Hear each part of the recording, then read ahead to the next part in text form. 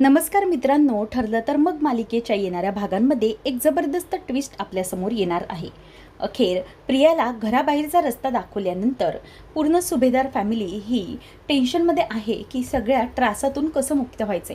प्रत्येकाला तन्वीबाबत असलेले सगळे खुलासे माहीत आहेत, परंतु या सगळ्यातून सुटायचं कसं याचं टेन्शन प्रत्येकालाच आहे. त्याचप्रमाणे आता जेव्हा जेलमध्ये महिपत, नागराज, त्याचप्रमाणे प्रियाची देखील पोलिसांच्या गाडीमधून रवानगी होत असताना आता जेव्हा नागराज हा प्रियाला गाडीमध्ये काही बोलत आहे आणि तिची सगळी मस्ती उतरवण्याचा प्रयत्न करत असताना आता प्रिया ही आणखी चिडणार आहे आणि चिडलेली प्रिया तिचा सगळा प्लॅन फसल्यामुळे कशाप्रकारे नागराजवरच गाडीत हल्ला करणार आहे. आणि इथे आजी म्हणजेच पूर्णाजी ही प्रिया निघून गेल्यानंतर सायलीच ही तन्वी आहे तिला समजल्याने तिचा कशा प्रकारे ती आता स्वीकार करणार आहे आणि सायली हीच खरी तन्वी सगळेजण मानून चालणार आहेत. नेमकं पुढे आणि काय कसं घडणार आहे. त्याचबरोबर अश्विन आता प्रियाच्या बाबतीत एक मोठा निर्णय घेणार आहे. ते सगळं आजच्या भागामध्ये आपण पाहूया. आत्तापर्यंत आपण मालिकेत पाहिलं की इथे अश्विनने प्रियाचं सत्य समोर आल्यामुळे फार मोठा निर्णय घेतलेला आहे. ते म्हणजे लवकरात लवकर प्रियाला आता अटक झाल्यानंतरच पुन्हा अश्विन घरात येऊन त्याला सगळ्या गोष्टींना फेस करावं लागतंय. त्यामुळे अश्विनने फायनली स्वतः आता पुन्हा एकदा जीव देण्याचा निर्णय घेतलेला असल्यामुळे वेळेवर अर्जुन आणि सगळे घरातले पोचल्यामुळे तो वाचतो खरं, परंतु अश्विनला आता खरंच खूप वाईट वाटतं. या सगळ्या दुःखापासून कुठेतरी दूर निघून जावं, म्हणजे प्रियाने इतका मोठा त्याचा विश्वासघात केलेला आहे. त्यामुळे आता या सगळ्या आठवणींपासून, प्रियापासून खूप दूर निघून जायचं असं अश्विनने ठरवलेलं आहे. परंतु आता सायली ही अश्विनला समजावते की अश्विन भाईजी, तुम्ही म्हणताय की तुम्ही प्रियाला आणि तिच्या या आठवणींना कायमचं सोडून जाल, पण एकच गोष्ट तुम्ही विचार केलीत का? त्या प्रियाने तुमचा विचार अजिबात केला नव्हता, कधीच नाही. तिने फक्त तुम्हाला या घरामध्ये येण्याची एक किल्ली समजलं होतं.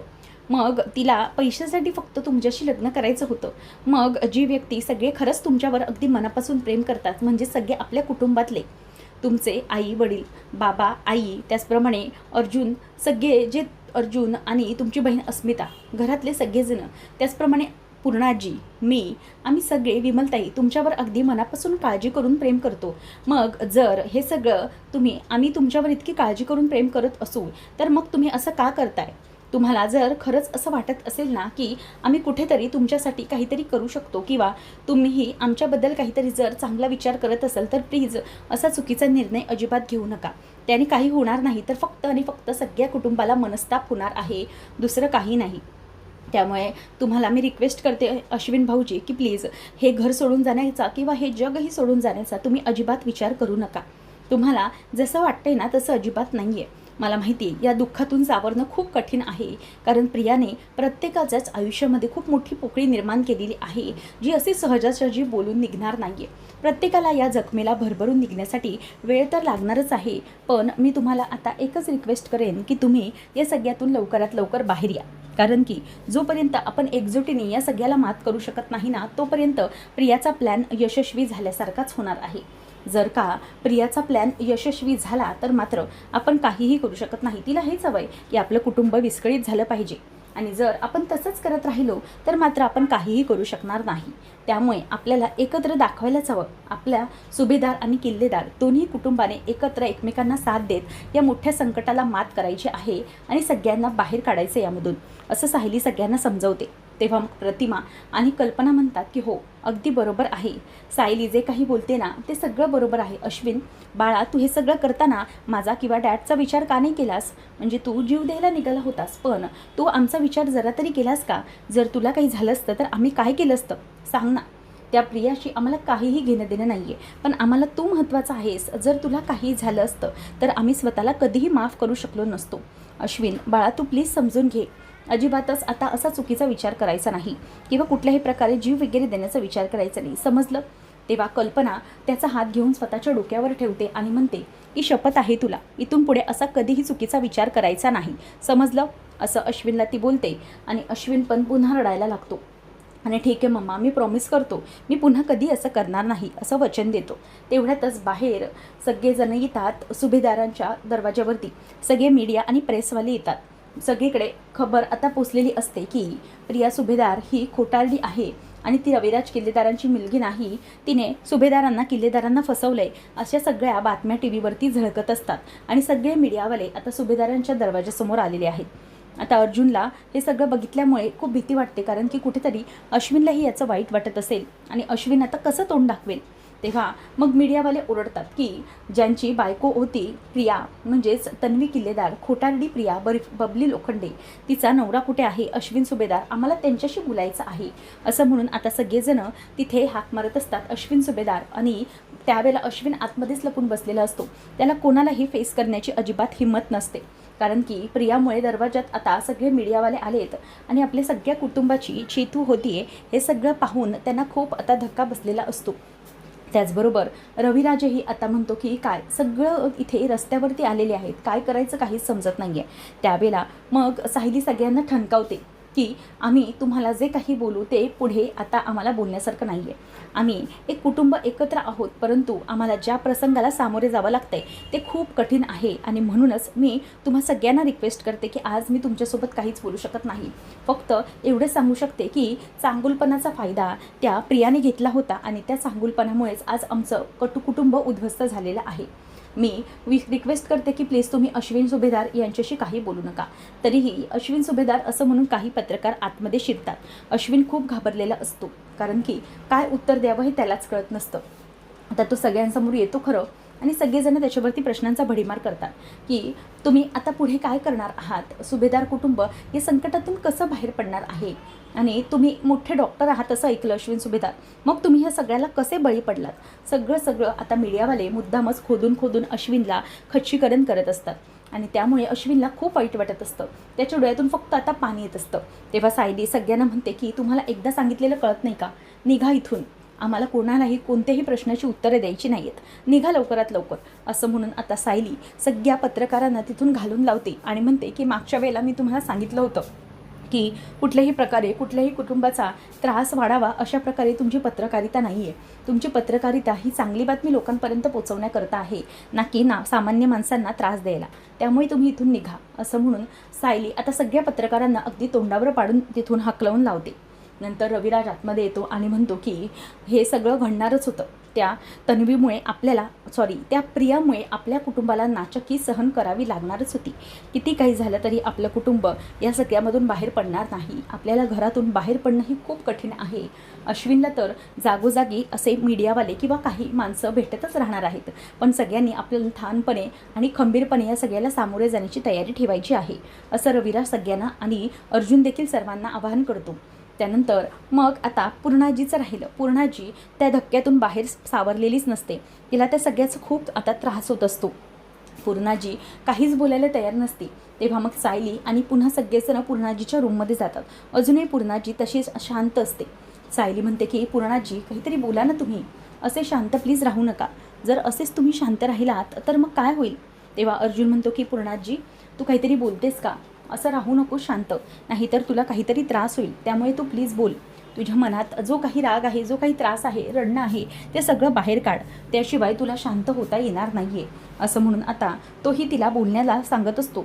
आणि कल्पना, प्रतिमा सगळे म्हणतात की प्लीज बोला, पण तेवढ्यातच आता रविराज म्हणतो की पूर्णाई ह्या गोष्टीला सामोरं जा तुम्ही, की ती खोटी तन्वी होती, ती आपली तन्वी नव्हतीच कधी. जर ती आपली तन्वी असती तर तिने आपल्याला कधीही अशा प्रकारचा त्रास दिला नसता. सगळ्या कुटुंबाला छळले तिने, आणि ही अशी मुलगी आपल्याला नकोच. त्यामुळे किती काही झालं तरी अशा तन्वीच्या सोबत आपण राहू शकत नाही. पूर्णाजी सगळ्याला विसरून जा आणि आपण आपली तन्वी नक्की शोधू, तुम्ही काळजी करू नका. तुम्हाला हवं तर मी तन्वी शोधून आणून देतो. प्रतिमा पण म्हणते की हो. अर्जुन, सायली पण म्हणतात की हो, आपल्याला लवकरात लवकर आपल्या तन्वीला शोधावं लागेल. आणि पूर्णाजी सायलीला लगेचच अर्जुन आणि रविराज वचन देतात की मी तुला वचन देतो, किती काही झालं तरी मी आता खऱ्या तन्वीला शोधून आणणार म्हणजे आणणारच, तुझ्यासमोर तिला आणणार, त्यानंतरच मग तुझा विश्वास बसेल की किती काही झालं तरीही आम्ही या गोष्टी विसरू शकणार नाही, प्लीज शांत हो असं म्हणून तिला ते शांत करण्याचा प्रयत्न करत असतात. तेव्हा पूर्णाजी आता खऱ्या तन्वीचं जेव्हा नाव काढलं जातं तेव्हा ती पटकन दचकून जागी होते आणि म्हणते की हो, खरी तन्वी, त्याबद्दल तर मला शोधायचंच आहे. मग लगेच ती म्हणते की अगं तुम्ही सगळेजण असं का बोलताय, खरी तन्वी, अगं माझ्याकडे आहे खरी तन्वी, तुम्ही असं का म्हणताय. तेव्हा मग पूर्णाजी असं वेड्यासारखं बोलत असते, त्यामुळे घरातल्या प्रत्येकाला धक्का बसतो की पूर्णाजी नेमकं असं काय बोलण्याचा प्रयत्न करत आहे. तेव्हा सायली पण तिच्याकडेच बघत बसते. ती म्हणते की पूर्णाजीला झालं काय, म्हणजे प्रियाच्या ह्या सगळ्या गोष्टींचा तिने धक्का घेतला की काय अशी भीती तिला वाटत असते. त्यावेळेला मग अर्जुन म्हणतो की पूर्णाजी तू काय बोलतेस, खरी तन्वी तुझ्यासमोर आहे, म्हणजे नक्की तू काय बोलण्याचा प्रयत्न करते. तेव्हा पूर्णाजी बोलते की अगं असं तुम्ही सगळेजण का बोलताय, ही काय माझी खरी तन्वी माझ्या जवळच तर आहे आणि माझ्या सगळ्या कुटुंबाला सांभाळलंय तिने. आज एका मोठ्या चेटकिनीच्या स्वरूपात एक मुलगी आली होती, खोटी तोतया तन्वी, तिला सगळ्यांच्या तावडीतून सोडवले, म्हणजे आपल्या घराला सगळ्या वाईट संकटातून तिने दूर केले. तीच तर आहे आपली खरी तन्वी. आता सगळेजण एकमेकांकडे पाहू लागतात. नक्की काय बोलायचं ते कुणाला काही कळत नसतं. प्रतिमा म्हणते की पूर्णाई अगं तू काय बोलतेस ना ते आम्हाला खरंच काही समजत नाही आहे, प्लीज जे काही बोलतेस ते क्लिअर सांग ना. तेव्हा पूर्णाजी म्हणते की अगं माझी खरी तन्वी ही काय, सायली हीच माझी खरी तन्वी आहे. आता हे ऐकल्यानंतर अर्जुनला क्षणासाठी खरंच असं वाटून जातं की खरंच सायली हीच माझी खरी तन्वी आहे का, कारण की प्रत्येक जे गुण खऱ्या तन्वीमध्ये होते ते सायलीमध्ये जाणवतात. आणि त्याचप्रमाणे सायली हीच प्रतिमा आत्याला आणि रविराजलाही आपली सख्खी मुलगी असल्यासारखी प्रत्येक वेळेला वाटत असते. त्यामुळे आता लगेचच पूर्णाजी सायलीला बोलवते आणि म्हणते की सायली बाळा इकडे ये, आजपासून मी खऱ्या तन्वीचा ध्यास करणार नाही, माझ्यासाठी तूच माझी खरी तन्वी आहे. प्रतिमा, रविराज, तुम्हाला कायम असं वाटत राहतं ना की तुम्हाला तुमची मुलगी ही जवळच आहे म्हणून, म्हणजे सायलीकडे बघून प्रतिमा तुलाही असाच भास होत राहतो ना की ही तुझी तन्वी, तर खरंच हीच आपली आता खरी तन्वी आहे. आपण कोणत्याही मुलीच्या ध्यानातच पडायचं नाही आहे, कारण हिलाच खरी तन्वीज म्हणून आपण मानायचं आहे. म्हणजे तिलाही आई बाबा नाही आहेत, तर रविराज आणि प्रतिमा हे तिचे आई बाबा आणि हे तिचं कुटुंब असं म्हणून सायलीला खरं तर असा का होईना परंतु पूर्णाजीकडनं खऱ्या तन्वीचा मान हा मिळालेला आहे. आणि त्याचबरोबर इथे आता प्रिया आणि म्हणजे सगळे म्हणजेच रविराज, नागराज आणि महिपत हे पोलिसांच्या व्हॅनमधून चाललेले असतात. त्यांना अटक केलेली आहे. प्रिया पूर्णपणे उद्ध्वस्त झाली आहे. सायलीने तिच्या जे काही कानाखाली वाजवले, तिचे जे काही हाल केलेत ना, नागराज आता बघत बसतो आणि म्हणतो की काय गं प्रिया, तुझा माज उतरला ना आता, तुला मी सांगितलं होतं की इतका माज करू नको, मला तू जेलमधून बाहेर काढणार होती, पण तुला काय वाटलं की हा नागराज आणि महिपत काय करू शकतात, पण नाही, आज बघितलं आम्ही काय करू शकलो ते. तुला जेलमधून आम्ही घरातून जेलमध्ये आणण्यापर्यंत आमचीही तेवढीच मदत झाली आणि तू असं तोंड काढून बसली आहे जसं काही तुला या सगळ्याचा पश्चाताप झाला आहे. परंतु नाही, तुझ्यासारख्या नागिनीला हा पश्चाताप अजिबातच होऊ शकत नाही, कारण की हे जे काही तू केलं आहेस ना, या गोष्टी तुला भोगाव्या लागणार म्हणजे लागणार 100%. तुला वाटत असेल की तू आमच्यासमोर खोटं नाटक करशील, तर नाही, तू कशी आहेस ना ते आम्हा सगळ्यांना चांगलंच माहिती. त्यामुळे प्रिया, तुझा हा ना मुखवटा आमच्यासमोर तरी तू दाखवू नकोस, तू खोटी आहेस आणि खोटीच राहणार आहेस कायम, असं म्हणून आता नागराज हा तिच्याकडे रागाने बघत असतो. आणि मग ती म्हणते की नागराज काका तुमचं तोंड बंद ठेवा. तेव्हा तरीही तो ऐकायला तयार नसतो. तो म्हणतो की वा, बघितली तशी कशी खोड मोडली ते, पूर्ण संपत्तीचं मालक व्हायचं होतं तुला, किल्लेदार आणि सुभेदारांच्या, बघ आता तू जेलमध्ये सडणार आहे. कसली सायलीने मारली आहे तुला दनादन, आम्हाला कोणी मारू शकलं नाही तेवढा तू मार खाल्लायस प्रिया, समजलं ना, पोलिसांच्या पेक्षा बेकार मारली त्या सायलीने तुला, असं म्हणून नागराज मुद्दाम हिनवत असतो. तेव्हा प्रिया उठते आणि नागराजचा गळा दाबू लागते. ती म्हणते की तुम्हाला सांगितलं ना मी, माझ्या नादाला लागायचं नाही, असं म्हणून ती जोरात आता नागराजचा तिथे गळा दाबते आणि त्याच्यावरती अटॅक करते. तर इथे अश्विन तिथून पत्रकार निघून गेल्यानंतर आणखीनच हवालदिल झालेला असतो, कारण की पत्रकारांनी जे काही केलं आहे त्याच्यावर जे काही बोललेत, मी घरात असतानाही ते येऊ शकले, तर उद्या मी बाहेर कसा पडू, माझ्या हॉस्पिटलमध्ये क्लिनिकमध्ये कसं जाणार आहे मी, मला एक गोष्ट केलीच पाहिजे.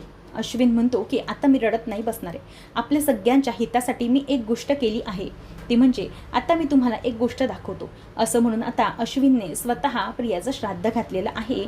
प्रियाच्या फोटोला हार घालून आता प्रिया आपल्यासाठी मेली, ही मुलगी तिचा आपल्याशी काहीही संबंध नव्हता, आज आपण तिच्या नावाची मी आंघोळ केली आहे आणि प्रिया कायमची आपल्या सगळ्यांच्या आयुष्यातून आता निघून गेली आहे.